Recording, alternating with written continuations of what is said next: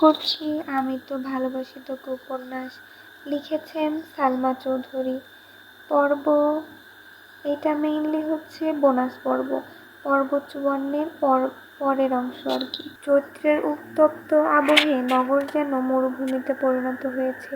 শহর জুড়ে বৃষ্টির জন্য হাহাকার, আরোপিত শীতলতার আচ্ছাদনে আচ্ছাদিত আবির, তবুও গাত্র ঘেমে নাজেহাল অবস্থা।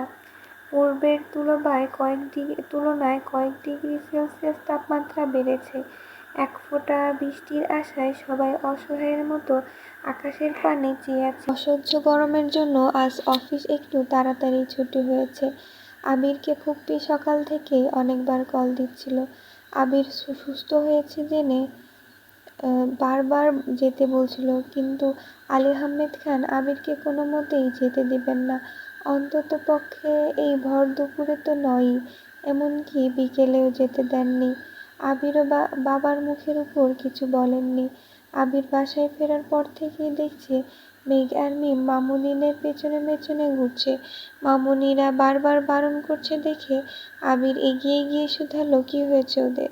মিম চট করে বলল, ফুপ্পি কল দিয়েছিল, আমাদেরকে বাসায় যেতে বলেছেন, কিন্তু আম্মুরা যেতে দিচ্ছেন না। আবিরের কপালে কয়স্তর ভাঁজ পড়েছে। উদ্বিগ্ন কণ্ঠে বলল, ফুপি সকাল থেকে আমাকেও বারবার কল দিচ্ছেন, কোনো সমস্যাই হলো কি না? আবির ফের জিজ্ঞেস করল, মামুনি তোদের কিছু বলেছে? তেমন কিছু বলেনি, শুধু বলেছেন তোরা যেন রাতে ওখানে খাওয়া দাওয়া করিস। তোমাদের কিছু বলেনি? আমাদের শুক্রবারে দাওয়াত দিয়েছে, আবার বলল আসিফ আর আরিফকে পাঠিয়ে দাওয়াত দিবে, তোর আব্বুকেও কল দিবে বলবে বলল। আবির স্বাভাবিকভাবে বলল, আমি ভেবেছিলাম শুধু আমাকেই কল দিচ্ছে। সকালে বলেছি বিকালে আসতে পারি, কিন্তু গরমের জন্য আব্বু যেতে দেননি, জোর করে বাসায় নিয়ে এসেছে। রাতে ঝড় হতে পারে ভেবে তোর চাচু ওদের পাঠাতে না করলো। এদিকে আফা বারবার কল দিয়েই যাচ্ছে। তানভীরও কল দিয়ে বলল ওদের পাঠাতে। তানভীর নাকি কাজ শেষ করে ফুপ্পির বাসায় যাবে। আচ্ছা, আমি ফুপ্পির সাথে কথা বলছি। শুক্রবারে সবাই গেলে আজ তাহলে কারো যাওয়ার প্রয়োজন নেই, সেই বরং ভালো, তুই কথা বলে দেখ। আবির ফোন হাতে নিয়ে চলে যাচ্ছে। মেঘ কপাল গুটিয়ে আবিরের দিকে তাকিয়ে আছে। আবির একটু দূরে যেতেই মেঘ দ্রুত আবিরের কাছে গিয়ে হাতে চিমটি কাটল। আবির তাকাতেই মেঘ ফোঁস করে শ্বাস ছেড়ে ডাকল। মেঘের চোখের পাপড়ি ঘন ঘন কাঁপছে। হালিমা খান, আকলিমা খান আর মিম তিনজনের নজরই মেঘের দিকে। মেঘ তড়িঘড়ি করে আবিরের থেকে কিছুটা দূরে সরে দাঁড়ালো। মেঘ চোখ মুখ গুটিয়ে কিছু একটা বুঝাতে চাচ্ছে। মেঘের ইশারা বুঝানো কথা আবিরের বোধগম্য হলো না। পরপর দুবার ভ্রু নাচিয়ে নিঃশব্দে প্রশ্ন ছুড়ে দিল। মেঘ চাপা স্বরে বিড়বিড় করে বলল, আজ আইরিনের জন্মদিন, সে বায়না ধরেছে আজ আমাদের নিজে হাতে রান্না করে খাওয়াবে, তার জন্য ফুপ্পি বারবার কল দিচ্ছেন। আবির মৃদুস্বরে বলল, তোকে কে বলেছে? জান্নাত আপু। আচ্ছা, দেখছি কি করা যায়। আলী আহমেদ খান রুমে চলে গেছে। মেঘকে ডেকে আকলিমা খান জিজ্ঞেস করলেন, আবিরকে কি বলছিস? মেঘ হাসি মুখে বলল, দেখো কাকিয়া, ফুপ্পিরা সবাই আমাদের বাসায় এসেছে, খাওয়া দাওয়া করেছে, সারাদিন সময় দিয়েছে। প্রথমবার ফুপ্পি আমাদের যেতে বলেছেন, আমাদের কি যাওয়া উচিত না বলো? অবশ্যই উচিত, কিন্তু তোর আব্বু যে না করে গেল। আবির ভাই বড় আব্বুর সাথে কথা বলতে গেছেন, দেখবা বড় আব্বু রাজি হয়ে গেছে, তখন আব্বু আর কিছুই বলতে পারবে না। আকলিমা খান হেসে বললেন, তোদের মাথায় সারাক্ষণ শুধু দুষ্টু বুদ্ধি ঘুরে, তাই না? মেঘ আর মিম দুজনেই হাসছে। এর মধ্যে আবির এড়িয়ে এসে বলল, হাসাহাসি রেখে এখন রেডি হতে যা, কিছুক্ষণের মধ্যেই বের হব। হালিমা খান প্রশ্ন করলেন, আবির তুই কি বাসা চিনিস? আচমকা এমন প্রশ্নে আবির থতমত খেল, নীরবে ঢোক গিলল। মেঘ শান্ত স্বরে বলল, আজকাল বাড়িঘর চিনতে হয় না, বুঝছো আম্মু, ফোন নাম্বার আছে, গুগল ম্যাপ আছে, কোনো না কোনোভাবে চলে যাওয়া যাবে। হালিমা খান আর কিছু বললেন না। মেঘ মিম আর আদিকে উদ্দেশ্য করে বললেন, চল চল, রেডি হতে হবে। আদি আমতা আমতা করে বলল, আমি আম্মুকে ছাড়া যাব না, তোমরা যাও। মেঘ কপাল গুটিয়ে বলল, তুই কবে বড় হবি? মিম, চল আমরাই যাই। আবিরের সহজ স্বীকারোক্তি, তোরা রেডি হয়ে আমাকে ডাকিস। ঠিক আছে। মেঘ আর মিম দুজনে রুমে চলে গেছে। কিছুক্ষণের মধ্যেই মেঘ রেডি হয়ে গেছে। যথারীতি আবিরকে আর মিম দরজা থেকে ডেকে নিচে চলে এসেছে। আবিরও রেডি হয়ে নিচে এসেছে। মিম এখনো নামছে না দেখে মেঘ আবিরের ভয়ে চিল্লিয়ে উঠল, এই মিম, তাড়াতাড়ি আয়। মিম রুম থেকে বেরিয়ে এসেছে। পরনে বাসার জামা দেখে মিম রাগী কণ্ঠে বলল, এতক্ষণেও হয়নি তোর? আবির ভারী কণ্ঠে জিজ্ঞেস করলো, এখনো রেডি হসনি কেন? মিম মাথা নিচু করে বলল, তোমরা যাও, আমি যাব না। আবির প্রশ্ন করলো, যাবি না কেন? আমরা অপেক্ষা করছি, যা রেডি হয়ে আয়। মিম চাপা স্বরে বলল, আমার যেতে ইচ্ছে করছে না, আমি যাব না। আকলিমা খান রাগে কটমট করে বললেন, এতক্ষণে তো যাওয়ার জন্য দুই বোন বাড়ি মাথায় করে ফেলেছিলি, এখন কি হলো? আবির মেঘের দিকে তাকিয়ে প্রশ্ন করল, তুই কিছু বলেছিস? মেঘ থমথমে কণ্ঠে বলল, না, আমি তো কিছু বলিনি। মেঘ মিমকে উদ্দেশ্য করে বলল, এই মিম, কি হয়েছে তোর? চল না যাই, অনেক মজা হবে। আপু, তোমরা যাও প্লিজ, আমার ভালো লাগছে না। আকলিমা খান কিছুটা রেগে বললেন, থাক, ওরে আর তেল মারতে হবে না, তোরাই বরং যা। আবির গাড়ির চাবি মামুনিকে দিয়ে বলল, দুজন গেলে গাড়ি নেওয়ার কোনো প্রয়োজন নেই, চাবিটা রেখে দাও। আবির গাড়ি নিয়ে যা, তোর আব্বু বা চাচু শুনলে রাগ করবে।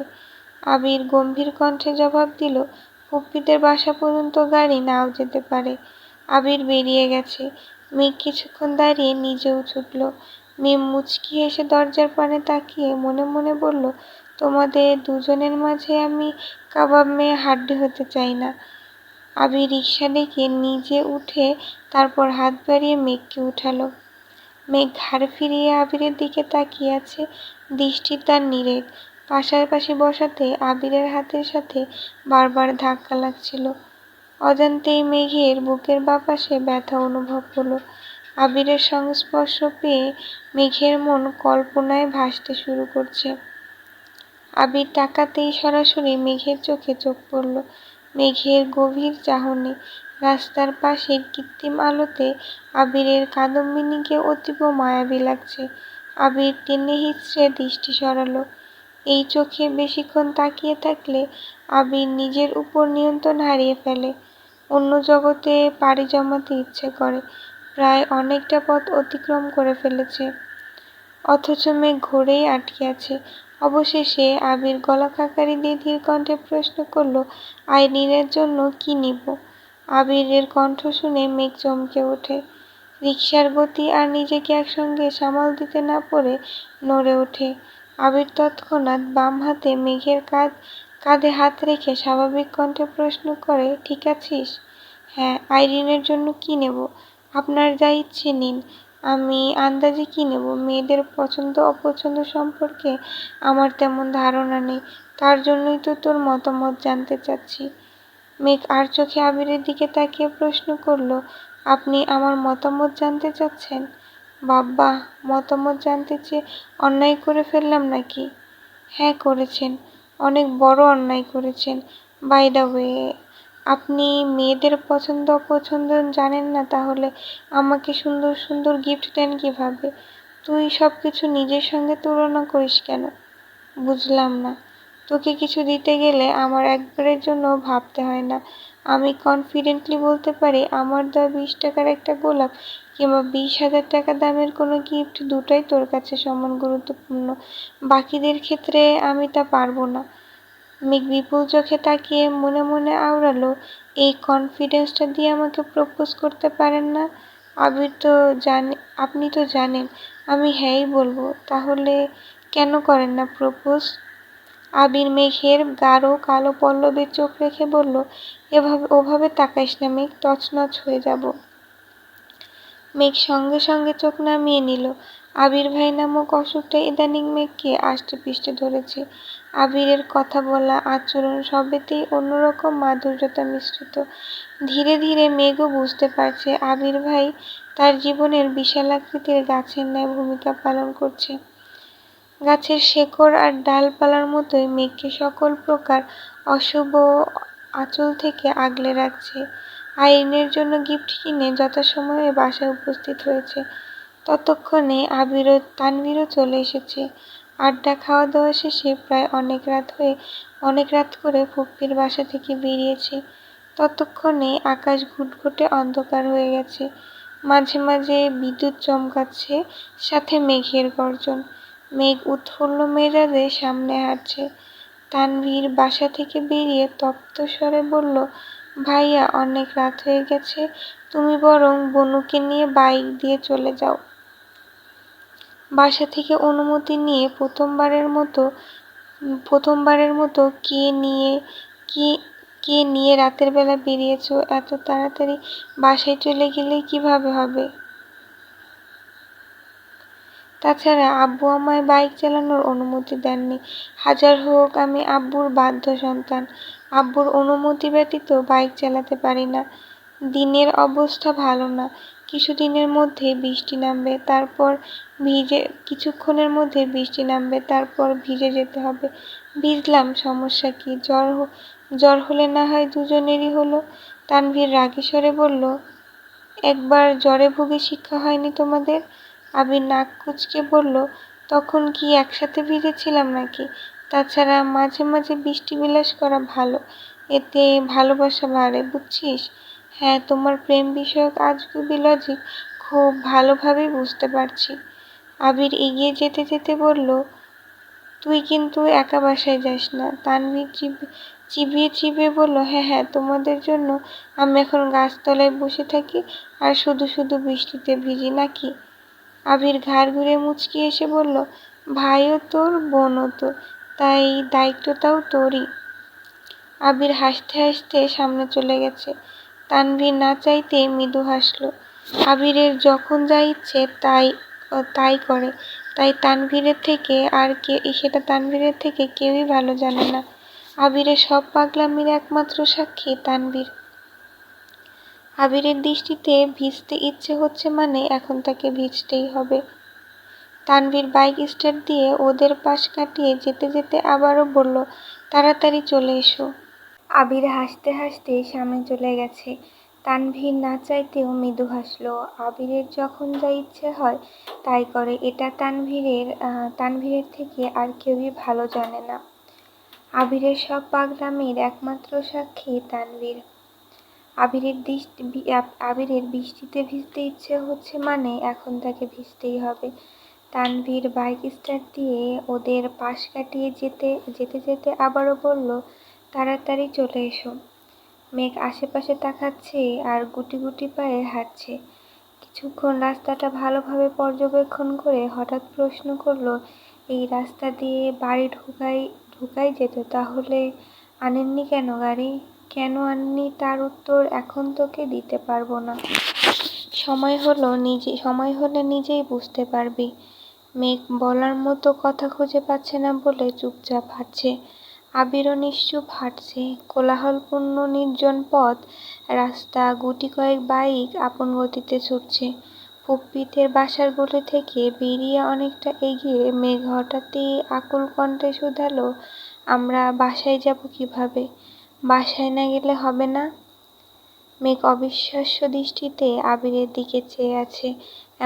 এমনিতেই অনেক রাত হয়ে গেছে। কোথায় তাড়াতাড়ি বাসায় যাওয়ার ব্যবস্থা করবেন তা না, উল্টো মজা করছেন। ধীরে ধীরে বৃষ্টি পড়তে শুরু হয়েছে। মেঘের গর্জনের শব্দ আর বৃষ্টির বড় বড় ফোঁটা দেখে মেঘ ভেতরে ভেতরে ভয় পাচ্ছে। দিনের বেলা বৃষ্টি তার খুব বেশি পছন্দের হলেও রাতের বেলা বিদ্যুৎ চমকালেই মেঘের কলিজা শুকিয়ে যায়। আতঙ্কে মেঘের হাঁটার গতি কমে গেছে। বারবার আকাশের পানে তাকাচ্ছে আর আস্তে আস্তে হাঁটছে। আবির বেশ কিছুক্ষণ যাবৎ মেঘের হাবভাব পর্যবেক্ষণ করে শুধালো, কোনো সমস্যা? মেঘ কাঁদো কাঁদো মুখ করে বলল, আপনি গাড়িটা নিয়ে আসেননি কেন? আমার ভয় লাগছে। রাস্তায় একটা রিকশাও নেই, এখন কিভাবে বাসায় যাব? আবিরের নির্লিপ্ত জবাব এলো, আমি ভেবেছিলাম তুই অনেক সাহসী মেয়ে। মেঘ ঠান্ডা কণ্ঠে বলল, আমি দিনের বেলা সাহসী, কিন্তু রাতের বেলা ভীষণ ভীতু। আবির শান্ত চোখে চেয়ে মনে মনে কিছু একটা ভেবে মৃদু হাসল। মেঘের সেদিকে মনোযোগ নেই। একবার বিদ্যুৎ চমকাচ্ছে আর মেঘের গা কেঁপে উঠছে। আবির উদাসীন কণ্ঠে শুধালো, আমি কাছে থাকা সত্ত্বেও তুই এত ভয় পাচ্ছিস? তাহলে আমি থেকে কি লাভ হলো? মেঘ নিশ্চুপ। ফুটপাত দিয়ে হাঁটছে দুজন, কারো মুখেই কোনো শব্দ নেই। আবির কিছু বলতে চেয়েও বারবার ঢোক গিলে কথা গিলছে। বৃষ্টিস্নাত পথে প্রেয়সীর হাতে হাত রেখে বুকের বাম প্রকোষ্ঠের লুকায়িত কথাগুলো বলার সুপ্ত ইচ্ছে আবিরের মনে ঘুরপাক খাচ্ছে। কিন্তু অদ্ভুত এক দেয়াল বারবার আটকে দিচ্ছে আবিরকে। পরিবার নামক বেড়াজালে আবির আবদ্ধ হয়ে আছে। মেঘ আবিরকে ভালোবেসে, অনেক বেশি ভালোবাসে, কিন্তু আবিরকে পাওয়ার জন্য আদৌ কি মেঘ পরিবারের সামনে দাঁড়াতে পারবে? যেখানে আবির নিজেই বাড়ির সবার মুখোমুখি হওয়ার জন্য নিজেকে যোগ্য ভাবতে পারছে না, সেখানে মেঘ তো কিছুই না। ক্ষণে ক্ষণে বৃষ্টি বাড়ছে, সেই সাথে বিদ্যুৎ চমকানোর মাত্রাও বেড়েছে। দুজনেই কাকভেজা হয়ে গেছে। আবিরের পরনে নেভি ব্লু রঙের শার্টটা ভিজে গায়ের সঙ্গে একবারে লেপ্টে গেছে। ফোন আর ওয়ালেটটা পপ্পির বাসা থেকেই পলিথিনে পেঁচিয়ে নিয়ে এসেছিল। মেঘ আজ 3 পিস পরেছিল, চুলে খোঁপা করে মাথায় ওড়না দিয়েছিল, কিন্তু বৃষ্টিতে ভিজে নাজেহাল অবস্থা হয়ে গেছে। সরু রাস্তায় বড় বড় কদম ফেলায় আবির মেঘের থেকে কিছুটা এগিয়ে গেছে। প্রবল বৃষ্টিতে মেঘ হাঁটতেই পারছে না। আবির সামনে থেকে মেঘের দিকে তাকালেই মেঘ তেজপূর্ণ কণ্ঠে বলে উঠল, আপনি আমায় ফেলে চলে যাচ্ছেন কেন? দেখছেন না আমি ভয় পাচ্ছি? আবিরের পথযুগল থমকে গেছে। এক পলক সামনে তাকালো, পুনরায় আর চোখে চেয়ে গুরুগম্ভীর কণ্ঠে বলে উঠল, কোলে নিতে হবে? মেঘ শশব্যস্ত হয়ে আবিরের দিকে তাকালো। সহসা মনে পড়ে গেছে আবিরের সঙ্গে কোনো এক বিকেলে বৃষ্টিতে ভেজার ঘটনা। সেদিন হোঁচট খাওয়ার পর আবিরের কোলে তোলার ঘটনা মনে পড়তেই মেঘ থতমত খেয়ে বলল, না না, আপনি শুধু আমার কাছাকাছি থাকুন। আবির নিজের হাত বাড়ালো। মেঘ এক হাতে আবিরের হাতটা ধরার চেষ্টা করলো, কিন্তু মেঘের ছোট্ট হাত আবিরের মোটা হাতকে ঠিকমতো ধরতে না পেরে সহসা 2 হাতে আবিরের বাহু চেপে ধরেছে। আবির চাপা স্বরে বলল, মুরগির কলিজা নিয়ে রাতে ঘুমাস কিভাবে তুই? মেঘ ঠোঁট উল্টিয়ে আবিরের দিকে তাকাতে আবারও বিদ্যুৎ চমকালো। মেঘ ভয়ে 2 হাতে আবিরের বাহু আবারও শক্ত করে ধরেছে। আবিরের নিজের অন্য হাত মেঘের হাতের উপর রেখে কোমল কণ্ঠে বলল, ভয় পাইস না, আমি আছি তো। আবিরের স্পর্শ, সেই সঙ্গে মোলায়েম কণ্ঠে বলা ছোট্ট একটা কথাতেই মেঘের মন থেকে ভয় ডর সব একেবারে চলে গেছে। দীর্ঘ নিঃশ্বাস ছেড়ে আকাশের পানে চেয়ে মুচকি হেসে বলল, আমার আবির ভাই আমার পাশে থাকলে আর কিচ্ছু চাই না। যদি আজ আমার মৃত্যুও হয়, তবে যেন আবির ভাইয়ের বুকে মাথা রেখে মরতে পারি। আস্তে আস্তে মেঘের ভয় অনেকটাই কেটে গেছে। আবিরের হাঁটার সাথে তাল মিলিয়ে মেঘও নিজের মতো হাঁটছে, তবে আবিরের হাত একেবারের জন্যও ছাড়ছে না। মেঘ আর আবির ফুপ্পিদের বিষয়ে টুকিটাকি কথা বলছে। এত বছর আবিরকে নিয়ে তেমন মাথা না ঘামালেও এখন আবিরের ব্যাপারে মেঘের খুব চিন্তা। মেঘ আচমকা প্রশ্ন করে বসল, আবির ভাই, আপনি কি এখনো সিগারেট খান? আবির ভ্রু কুঁচকে বলল, না, কেন? সত্যি করে বলুন, আপনি কবে থেকে সিগারেট খাওয়া শুরু করেছিলেন আর কবে শেষ করেছেন? নাকি এখনো খান? রোমান্টিক আবহাওয়ায় মেঘের এমন প্রশ্নে আবিরের কাটা গায়ে নুনের ছিটা দেওয়ার মতো লাগছে। আবির কড়া গলায় বলল, এখন এসব প্রশ্ন করার সময়? মেঘ গাল ফুলিয়ে চোখ নামিয়ে ধীর কণ্ঠে বলল, তার মানে আপনি এখনো সিগারেট খান? আবির বিরক্ত হয়ে মেঘের দিকে তাকালো, তারপর এদিক সেদিক তাকিয়ে গম্ভীর কণ্ঠে বলল, আমি মিথ্যা কথা বলি না মেঘ, তারপরও যদি তোর আমাকে বিশ্বাস করতে কষ্ট হয় তাহলে আমার কিছু বলার নেই। মেঘ হতবাক হয়ে গেছে। আবির ইদানিং কিছু বললেই ছ্যাদ করে ওঠে। বিশেষ করে বিশ্বাস নিয়ে কথা বললে তো উপায়ই নেই। মেঘ মনোযোগ দিয়ে কতক্ষণ আবিরকে দেখে প্রশ্ন করলো, কি হয়েছে আপনার?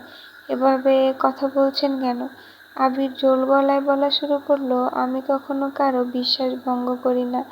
তোর তো নয়। সিগারেট আমার নেশা নয়। যখন কোনো বিষয়ে খুব বেশি রেগে থাকি, দিশা বিশা পাই না, তখন একটু একটু সিগারেট খেতাম, এতটুকুই।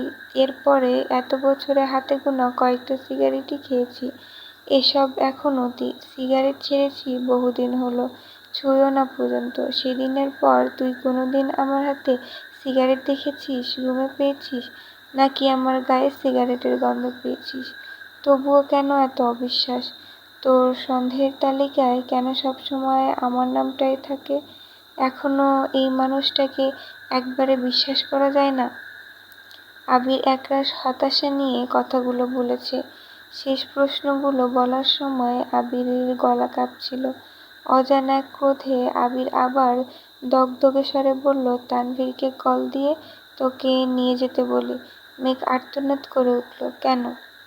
আর যাই হোক, আবির কখনো কাউকে জোর করবে না, অন্ততপক্ষে তাকে বিশ্বাস করতে তো নয়ই। আমার সত্যি সত্যি গাড়িটা নিয়ে আসা উচিত ছিল। মেঘ মায়াবী দৃষ্টিতে চেয়ে শীতল কণ্ঠে বলল, আপনি এভাবে কথা বলছেন কেন? আমি আপনাকে বিশ্বাস করি, অনেক বেশি বিশ্বাস করি। সত্যি বলছি। ভাইয়াকে কল দেবেন না প্লিজ? আমি আপনার সাথেই যাব। আবির উদাসীন কণ্ঠে বলল, যেখানে তুই আমাকে বিশ্বাস করতে পারিস না, সেখানে তোর বাবা মায়ের চোখে আমি তো মস্ত বড় অপরাধী হয়ে যাব। তোর জ্বর হলে কেউ আমায় ছেড়ে কথা বলবে না। আবির দুপা এগুতেই মেঘের এক হাতে আবিরের আঙুল ধরার চেষ্টা করে, কিন্তু আবির আঙুল ছাড়িয়ে এগিয়ে যেতেই মেঘ তড়িঘড়ি করে আবিরের সামনে গিয়ে সরাসরি আবিরের শার্ট আঁকড়ে ধরে সাফাই দেওয়ার মতো করে আকুল কণ্ঠে বলে উঠল, আমি আর কোনোদিন আপনাকে এমন কথা বলবো না। আপনাকে কখনো অবিশ্বাস করব না। আপনি যা বলবেন, যে অবস্থাতে বলবেন, আমি সাথে সাথে বিশ্বাস করে ফেলব। প্লিজ আপনি রাগ করবেন না প্লিজ, আমি কানে ধরছি। এতক্ষণে আবির শক্ত থাকলেও মেঘের শেষ বাক্যে আবির তৎক্ষণাৎ মেঘের হাত চেপে ধরল। মেঘের হাত তখনও আবিরের বুকেই ছিল, সবেমাত্র কানে ধরার জন্য হাত তুলতে যাচ্ছিল, তার আগেই আবির আটকে দিয়েছে। আবিরের রাগ মুহূর্তেই দমে গেল। ভারী কণ্ঠে বলল, অতি সামান্য কারণে আবির কাউকে এত বড় শাস্তি দিবে না। মেঘ ফের বলে উঠল, আপনি রাগ করলে আমার খুব ভয় হয়। আবির অনুচিন্তন নামে শুধালো, কিসের ভয়? মেঘ বিড়বিড় করে বলল, আপনাকে হারানোর। ঝুম বৃষ্টিতে মেঘের বিড়বিড় করে বলা কথাটা আবির ঠিকমতো বুঝতে পারেনি। শিওর হতে আবির পুনরায় শুধালো, কি বললি? মেঘ কিছু না বলে আবিরের উপর মাথা ঠেকালো। অনেকক্ষণ যাবৎ বৃষ্টিতে ভেজার কারণে মেঘের শরীর ঠান্ডা হয়ে যাচ্ছে। অকস্মাৎ ভয়ে আবিরের বুক কাঁপছে। মেঘের শরীর যদি আবার খারাপ হয়? আবির তড়িঘড়ি করে বলল, শরীর খারাপ লাগছে? মেঘ সহসা শরীর খারাপ লাগছে? মেঘ সহসা আবিরের থেকে দূরে সরে দাঁড়ালো। প্রিয় মানুষের সাহচর্য পেলে মানুষ সব ভুলে যায়। মেঘের ক্ষেত্রেও তাই হয়েছে। ঘোরের মধ্যে কখন যে আবিরের বুকে মাথা রেখেছে সেটা খেয়ালই করেনি। আবির ডাকতেই মেঘের ঘোর কেটে গেছে। লজ্জায় মাথা নিচু করে সামনে এগিয়ে যাচ্ছে। আবির পিছু পিছু ডাকছে, কিন্তু মেঘ তাকাতেই পারছে না। আবির এগিয়ে গিয়ে মেঘের মাথায় কিছুটা উপরে দুহাত রাখলো, যেন সরাসরি বৃষ্টির পানি মেঘের মাথায় না পড়ে। মেঘ চোখ তুলে তাকিয়ে দেখল একবার, পুনরায় লজ্জায় চোখ নামিয়ে নিল। আবির ভাই মানুষটা কেমন জানি, এই রাগ করেন, এই আবার ভালোবাসার চাদরে মুড়িয়ে নেন। ওনার মন বোঝার সাধ্যি পৃথিবীর কারো নেই। কিছুটা এগুতেই মেঘ চা খাওয়ার জন্য বায়না ধরেছে, অথচ আবির খুঁজছে মেডিকেল শপ। নিজের ইচ্ছেকে প্রাধান্য দিতে গিয়ে অসময়ে মেঘকে নিয়ে বৃষ্টিতে ভিজে এখন নিজেই টেনশন করছে। মেঘের সেদিকে খেয়াল নেই। সে নিজের মতো ঘুরছে আর চায়ের দোকান খুঁজছে। জীবনে প্রথমবার গভীর রাতে বৃষ্টিতে ভিজছে। মেঘের মন এমনিতেই উতলা হয়ে আছে, তার উপর সাথে আবির ভাই। বাসার সব চিন্তা ভুলে বৃষ্টি উপভোগ করছে আর আবিরের সঙ্গে খুনসুটিতে মেতে আছে। অবশেষে একটা চায়ের দোকানে মেঘকে বসিয়ে আবির পকেট থেকে ফোন আর ওয়ালেট বের করছে। উপরের টিনের চালে টুপটাপ বৃষ্টির ফোঁটা পড়ছে। মেঘ আপন মনে বসা থেকে সেই চালের দিকে চেয়ে আছে। টিনের চালের মাতাল করা শব্দে মেঘের ভাবনারা ছন্নছাড়া হয়ে যাচ্ছে। মেঘ আবিরের দিকে তাকাতেই আবির বলে উঠল, বৃষ্টির শব্দটা ভালো লাগছে? হ্যাঁ, আগে বর্ষাকাল নানা বাড়িতে গেলে এই শব্দটা শুনতাম, অনেক ভালো লাগতো। কত বছর পর আবার শুনছি। আবির প্রশ্ন করলো, লাল চা খাবি নাকি দুধ চা? লাল চা খাবো। ঠিক আছে ম্যাম। আবির চলে গেল। হঠাৎই মেঘের কানে আবিরের কণ্ঠ বেজে উঠল, মামা আপনি বসুন, আমি চা বানাচ্ছি। মেঘ আঁতকে উঠে পিছনে ঘুরল। সত্যি সত্যি আবির চা বানাচ্ছে।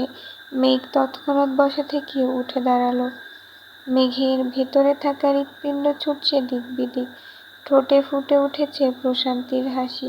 অকস্মাৎ মনে দুশ্চিন্তারা ভর করেছে। নিজের অজান্তেই বলে উঠল, এত সুখ আমার কপালে সইবে তো? সঙ্গে সঙ্গে মেঘ নিজের মাথায় গাঁটটা মেরে বলল, কি সব বাজে কথা ভাবছিস? আবির 2 কাপ চা নিয়ে এগিয়ে আসলো।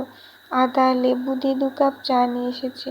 আবিরকে দেখে মেঘ পুনরায় চেয়ারে বসলো। মেঘকে 1 কাপ চা দিয়ে আবির পাশের চেয়ারে বসে চায়ে চুমুক দিল। মেঘ 1 চুমুক চা খেয়ে মেঘ মুগ্ধ হয়ে আবিরের পানে চেয়ে জিজ্ঞেস করলো, আপনি আর ঠিকঠাক কি পারেন একটু বলবেন? আবির নির্বিকার ভঙ্গিতে বলল, বলতে পারবো না, তবে প্র্যাকটিক্যালি সব পারবো। বাহ, বড় আব্বু আর বড় আব্বুর একমাত্র ভদ্র ছেলে। আপনি ছেলে হয়ে যা পারেন আমি মেয়ে হয়েও তা পারি না। আবির উদগ্রীব হয়ে বলল, আমি কখনোই ভদ্র ছেলে ছিলাম না। আমি 1 নাম্বারের অসভ্য এবং অভদ্র একটা ছেলে। তাছাড়া তোকে কাজ শিখতে বলেছে কেউ? তোর যখন যা লাগবে শুধু অর্ডার করবি। মেঘ প্রশ্ন করল, আপনি অভদ্র এটা কে বলেছে? তোর আব্বু। মেঘ হেসে বলল, আব্বুর চোখে দুনিয়ার সব ছেলেরাই অভদ্র। দেখবেন 2 দিন পর পর আদিকেও এভাবেই কথা শোনাবে। আবিরও মলিন হাসল। নিষ্ঠুর এই পৃথিবীতে সবার প্রিয় হয়ে ওঠা কারো পক্ষেই সম্ভব না। তবে আবিরের প্রচেষ্টা শুধুমাত্র নিজেকে প্রমাণ করা। আবির অভদ্র নয়, তবে অসভ্য তো বটেই।